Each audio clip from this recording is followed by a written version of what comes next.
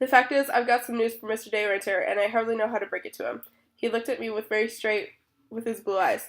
What sort of news, Captain Surly? He brought a large white handkerchief out of his pocket and blew his nose.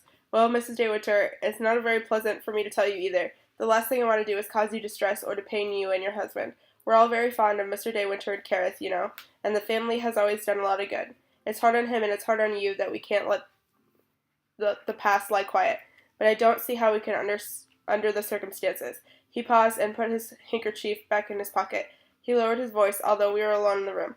We sent a diver down to inspect the ship's bottom, he said, and while he was down there, he made a discovery. It appears he found the hole in the ship's bottom was working around to the other side to see what further damage there was when he came across the hull of the little sailing boat lying on her side, quite intact and not broken up at all.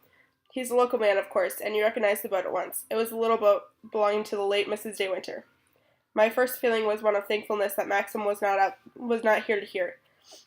This fresh blow coming swiftly upon my masquerade of the night before was ironic and rather horrible.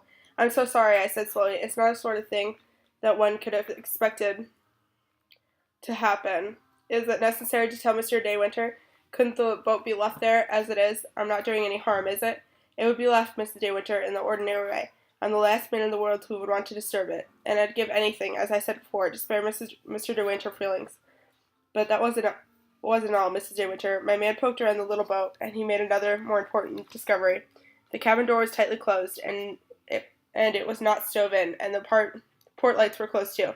He broke one of the ports with a stone from the seabed and looked in the cabin. It was full of water. The sea must have come through some hole in the bottom, for there seemed no damage elsewhere. And then he got the fright of his life, Mrs. De Winter. Captain Surly paused. He looked over his shoulder as though one of the servants might hear him. There was a body in there, lying on the cabin floor. It was dissolved, of course. There was no flesh on it, but it was the body, all right.